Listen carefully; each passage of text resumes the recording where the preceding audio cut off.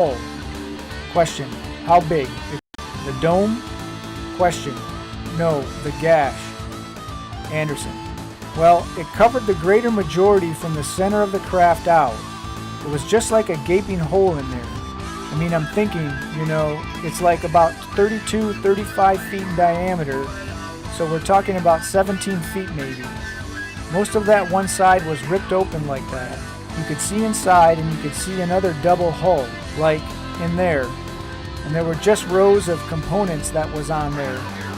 And there were lights that flashed on and off. Some of them were steady and some were flashing. There was a lot of debris and stuff hanging out of the hole. There was evidence that there apparently had been fire. It looked like it had been burned along the edge there, the gash. Question. Now this wasn't a gash that could have been caused by the thing coming in for the ground. It wasn't at the leading edge of the vehicle? Anderson. No. This was in the side, like it almost appeared it was elliptical. It almost appeared as if something the same shape as the disc we were looking at had hit that same, like it hit the disc and left an imprint that pretty closely approximated the outside diameter of the disc itself.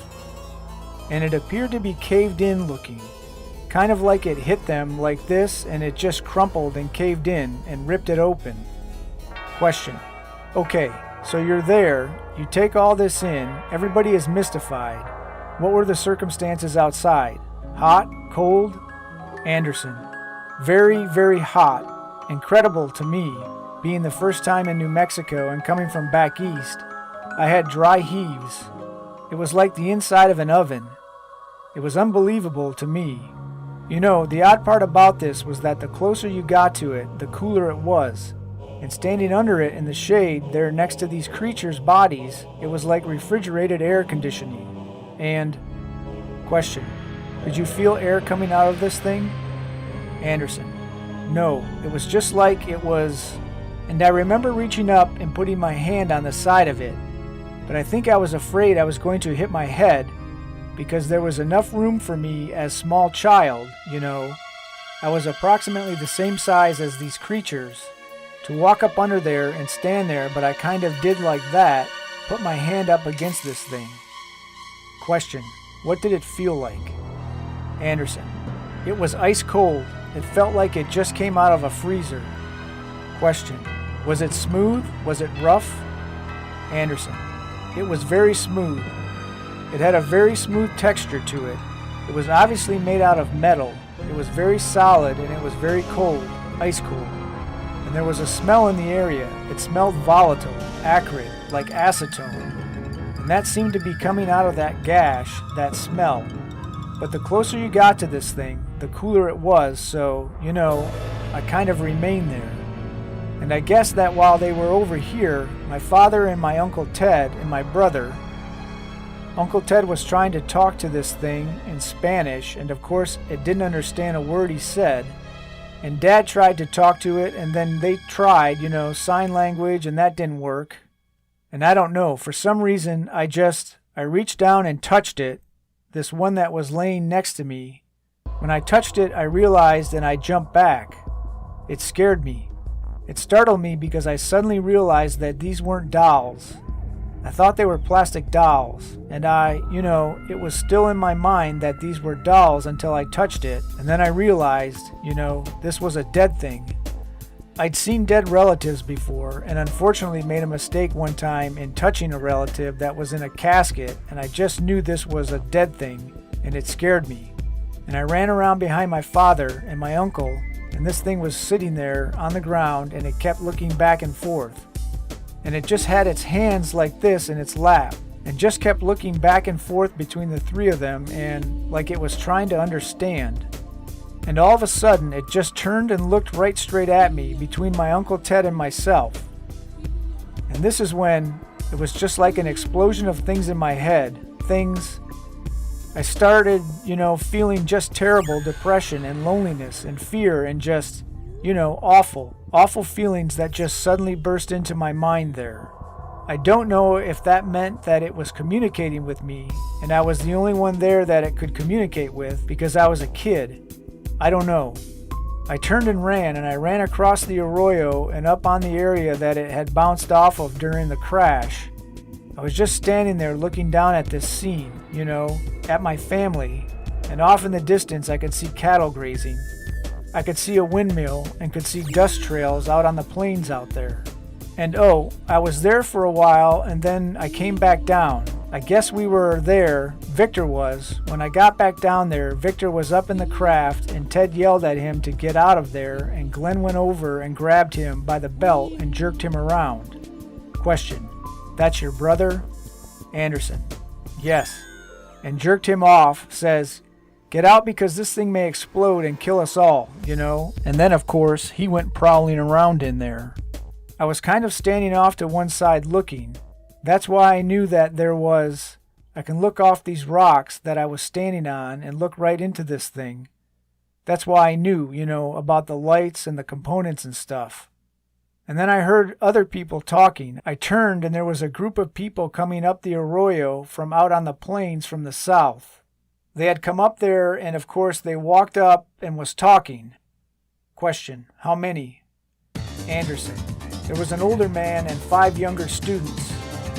Question: Boys, girls? Anderson: 3 boys and 2 girls. And they were all, introducing, talking to my father and my uncle and my brother. Question: What did the older one look like? Anderson: He was a very tall man, a very big man. He was wearing a pith helmet when he first came up, one of those kind of explorer helmets. And he was bald, and I know that because he had taken it off and he had, wiped it with a handkerchief and put it back on. He was a balding man, and he had a round face. He was very ruddy complected, a big man, and he apparently was a doctor because they kept calling him an archaeological group that was out there on some kind of summer thing. And they talked, and he apparently was able to speak several foreign languages, and he tried to talk to this creature several times in different languages, again to no avail. Question: How did they happen to be there? Had he seen the thing?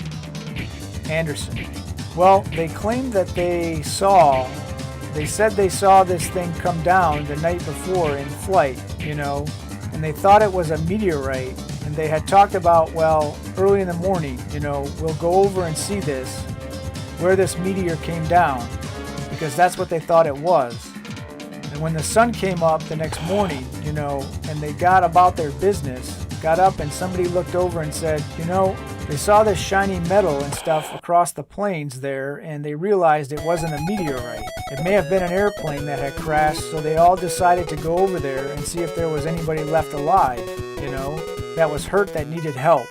Question: They had driven over? Anderson: No, they walked over apparently, the way I understand it, and it's quite a ways across that plain, so it had to take a very long time to do this, or they may have had a vehicle. I don't know. That's an assumption, I think, on my part, where they walked. Question: Okay, so they're around. Anderson: But they came across. Question: With the family. Anderson: The plains. I don't know why I said that. I'm not sure if they drove or not. I didn't hear any cars. Question: And then somebody else shows up? Anderson: Yes, they were down just, 15, maybe 20 minutes tops, and they were picking up things, some of the students, and then this Dr. Buzzkirk, that they called him, this one girl went up and said, "Look, doctor, wouldn't this make a beautiful ring?"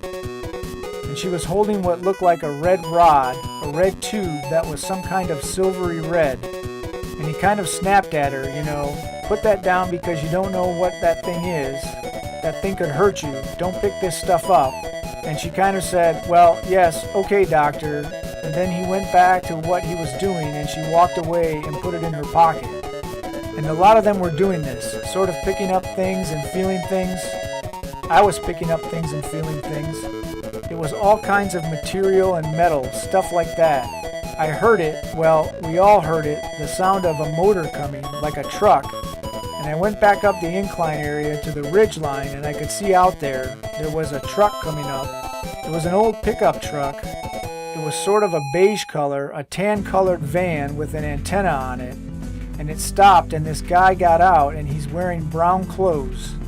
He's got boots on and he's wearing a straw hat, just like the kind that Harry Truman always wore, and he had wire-rimmed glasses.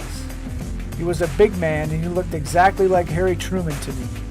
You know, I'd seen him in the Movietone news. Question: he was president then? Anderson: yes, I was well aware of who Harry Truman was. Everybody was. He was kind of a hero, you know, and he just kind of looked like him except bigger. You know, I don't think he didn't look as old either. His hair was kind of light gray. And he walked over there and they got to talking, you know, with everybody, and he told them that he worked out on the plains out there and that he made maps and that he had seen the wreckage from out there on the plains, and he saw the people and he thought it was a plane wreck and, you know, that something was going on, and he came over to see. And he hadn't been there but just a very, very few minutes when we heard all kinds of motors and engines straining and stuff. And here comes a military car with a big white star on the side of it, followed by a 6x, which is a military truck with a kind of canvas wagon, kind of a canvas thing over it, and it's full of soldiers. They've got guns. And right behind them is what we call a 4x, which is like a medium-sized Jeep/truck situation, and it had two big high-whip antennas, all kinds of radio gear in the back, and a guy back there with earphones and stuff on, and he's, you know, working these radios, and they all pulled up and stopped. Question: which direction did they come from, do you know? Anderson: they came from the north, from the Horse Springs area, right? Question: so they could have come off the highway there. Anderson: oh yes, I'm sure that's exactly how they got there. They came off the highway the same way we did. Well, in the meantime, when they stopped, this black soldier, this sergeant, the reason I know he was a sergeant, my brother told me he was, and he got out of this car, and then a guy got out on the other side, and he was Glenn said he was a captain. He told me later he was a captain, and this guy had orange and red hair. So all the soldiers and them came running over there, pointing guns at people, telling them, get away, get away, get away, you know. And when this creature saw these people, the military, he went nuts. He went into an absolute panic, worse than what he did when he saw us. Question: did he move around, or just his eyes, or... Anderson: he just... Question: oh, okay. Anderson: went crazy, and it was like... Question: like he was scared? Anderson: yes, like he was looking for a place to run and hide. Question: but he never got up? Anderson: he never got up. He never left the beans that were next to him. And this red-headed officer, this guy was a real butthole. He made all the threats. He threatened to have people shot. Question: everybody? Anderson: he went, get away, you know, we'll shoot, get away from there. This is a military secret. You know, just screaming and hollering. He told my uncle and my father that if they didn't want to spend the rest of their life in prison, they would never say anything about what they saw there. If they ever wanted to see us kids again, they'd take the kids away. They'd never see the kids, you know, meaning me and Victor, that we better keep our mouths shut, because if we did not, this is what was going to happen. They were threatening people and pushing people. Question: the students as well as Dr. Buskirk? Anderson: oh yes, they were hustling everybody, and one of the soldiers pushed my uncle. He had a rifle like this, and that was something you didn't do to my Uncle Ted. Ted had a violent temper, and he grabbed the rifle and reached over top and smacked this guy and dropped him right there. And Ted would go out and fight. Heck, this